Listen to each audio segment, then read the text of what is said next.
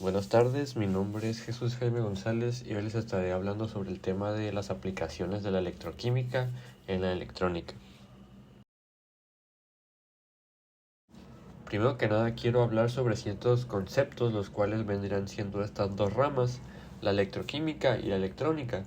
La electroquímica es una rama de la química, el cual estudia la transformación de la energía eléctrica y la energía química. Mientras tanto, la electrónica es una rama de la física, el cual estudia los sistemas de conducción de electrones o partículas a través de señales eléctricas. Antes de comenzar a hablar sobre las aplicaciones de la electroquímica, quiero comentarles un poco sobre lo que es la electricidad a través de esta imagen que se encuentra por aquí, el cual nos dice que la electricidad es un fenómeno físico, el cual va pasando electrones a través de un conductor, como lo podemos ver en esta imagen, en la cual este cilindro que está aquí es el conductor y los electrones son los círculos que están adentro de él moviéndose en sí a una dirección. Eh, para generar electricidad hay 5 maneras. La primera es por medio de fricción, la cual esta consiste en frotar dos cuerpos, el cual hace que se compartan electrones entre sí y se genere electricidad. Un ejemplo de esto vendría siendo al momento de frotar un globo con el cabello y esto hace que se genere una elasticidad. La otra manera es por medio de la luz, el cual consiste en que un cuerpo incide la luz sobre otro y este hace que sus electrones se dispersen entre sí y se genere electricidad. El otro ejemplo es el magnetismo y suele ser el más común o el que solemos utilizar un poco más, ya que es como el ejemplo que les mencioné anteriormente, que es el manejo de electrones a través de un conductor, que por lo general el conductor suele ser de cobre. Después está la electricidad mediante la presión, el cual consiste, como su nombre lo dice, en presionar un cuerpo y este hace que se genere electricidad. Un ejemplo de esto vendría siendo un encendedor, el cual el encendedor tiene como un botón, el cual nosotros apachurramos ese botón y genera una chispa eléctrica, el cual hace que salga el fuego. Y por último están las reacciones químicas, que un ejemplo de este vendría siendo las pilas, pero ya lo hablaré más adelante con más detalle. Ahora pasamos a las aplicaciones de la electroquímica en la electrónica. Como primer ejemplo tenemos a las baterías, el cual este suele ser el ejemplo más común o el más utilizado. Este consiste en la conversión de energía química almacenada en energía eléctrica mediante reacciones de reducción-oxidación, como lo hemos visto en el curso. A continuación yo les explicaré cómo es que funciona una batería mediante la imagen que está en la diapositiva. Primero que nada, quiero mencionar que adentro de las baterías se encuentra una celda electroquímica. Para los que no saben qué es una celda electroquímica, este se puede definir como un dispositivo el cual genera energía eléctrica mediante las reacciones químicas. Entonces, una vez dicho esto, decimos que dentro de estas celdas hay electrodos tanto positivos como negativos. Entonces, ¿cómo funciona la pila? Cuando la pila se va descargando, este genera un cambio electroquímico, el cual hace que los electrones de los electrodos se transfieran tanto positivamente como negativamente, y esto es lo que hacer que las baterías se desgasten. Como segundo ejemplo tenemos las celdas de combustible, que al igual que la mayoría de ejemplos que vamos a ver a continuación, esta consiste en la conversión de energía química a energía eléctrica mediante una reacción electroquímica. Este tipo de celdas suele trabajar con hidrógeno y oxígeno y funciona de la siguiente forma. Primero, pues vamos por partes. En la parte del lado izquierdo de la celda existe un ánodo, el cual en esta parte se ingresa el combustible, que por lo general suele ser el hidrógeno, Y lo que hace esta parte de la celda es que oxida el hidrógeno y hace que pierda electrones, mientras que del lado derecho está un cátodo, en el cual en este cátodo se ingresa el oxígeno o el aire y hace que éste se reduzca y gane electrones.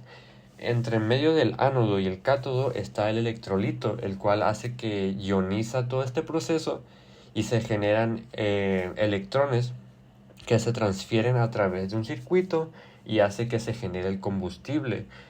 Este tipo de celdas suelen ser utilizadas para generar combustible a autos eléctricos o incluso para generar una cierta energía para dispositivos como laptops, computadoras y celulares.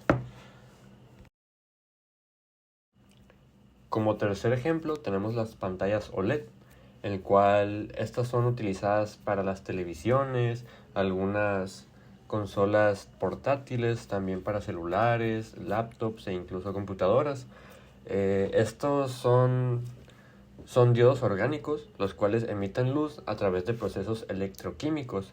Una pantalla OLED funciona de la siguiente forma. Primero que nada tiene una capa emisora y una capa conductiva. En la parte de arriba se encuentra el cátodo, el cual por lo general tiene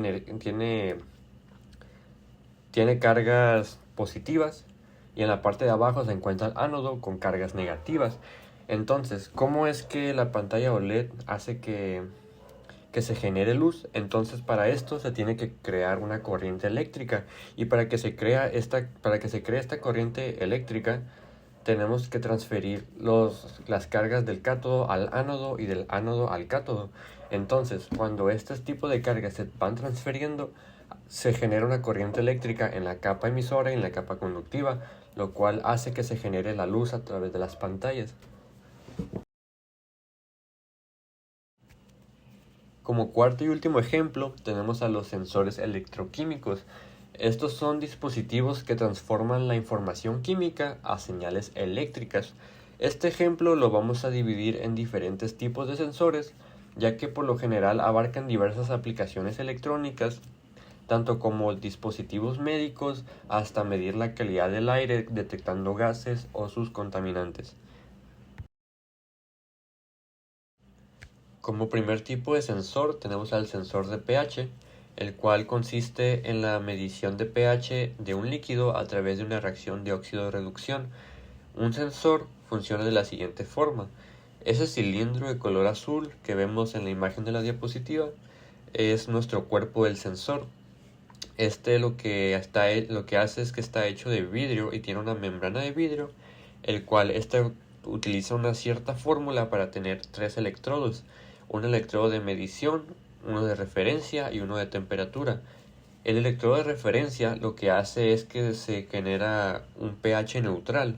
Entonces, al momento de nosotros meter el sensor a un líquido, hace que alrededor de ella se genere una cierta capa de gel, el cual va generando un potencial a través del electrodo de medición. Una vez que tenemos ese potencial gracias al electrodo de medición, hace que el cabezal de nuestro sensor realice un cálculo de manera inteligente y proporcione el pH de nuestro líquido. Y así es como funciona este tipo de sensor. Como siguiente sensor está el sensor de gas, el cual nos indica cuando hay un gas alrededor nuestro. Por ejemplo, puede ser el monóxido de carbono, dióxido de nitrógeno o dióxido de azufre. Este nos indica gracias a una reacción de óxido de reducción, y funciona de tal manera en que cuando nuestro sensor detecta que hay gases, genera una corriente eléctrica, el cual hace que se prenda una alarma, o incluso hay casos en donde se muestra una barra que enseña la cantidad de gases que hay en ese momento. Por último tenemos al sensor de conductividad, el cual nos ayuda a medir la capacidad de un líquido para conducir electricidad. También nos muestra cómo es que las propiedades eléctricas se van transformando mediante una solución. Este sensor funciona de la siguiente forma: contiene dos electrodos, el cual estos dos se sumergen a un líquido. Estos electrodos son de un material que es conductor, puede ser ya de acero inoxidable o de platino. Entonces, una vez que estos se sumergen al líquido, se aplica una corriente eléctrica, el cual esta corriente hará que se produzca un campo eléctrico. Entonces, este campo eléctrico lo que genera es un movimiento de iones. Entonces, para nosotros saber si nuestro líquido es conductivo, podemos decir que tenemos que medir la resistencia eléctrica. Y para medir la resistencia eléctrica, lo que se hace es que se, se mide la cantidad de corriente que fluye a través de los iones y se divide entre el voltaje que aplicamos. El resultado que nos dé de esto, si es menor a la resistencia, podemos decir que nuestro líquido tiene una mayor conductividad a la solución, pero si es menor, podemos decir que nuestro líquido es menos conductivo. Como conclusión, puedo decir que la electroquímica tiene una enorme importancia en la electrónica, ya que gracias a esta se han desarrollado diversas herramientas o dispositivos que nos ayudan a manipular o tener la medición de ciertas cosas. Como a lo largo de estas aplicaciones, la mayoría se producía gracias a la reacción de oxidación-reducción. Al igual que vimos diferentes términos que hemos estado viendo a través del curso, como vendrían siendo las celdas que fueron mencionadas en diferentes exposiciones, y también los electrones y las cargas, etcétera, etcétera. Estas son las referencias que utilicé para la exposición y muchas gracias por su atención.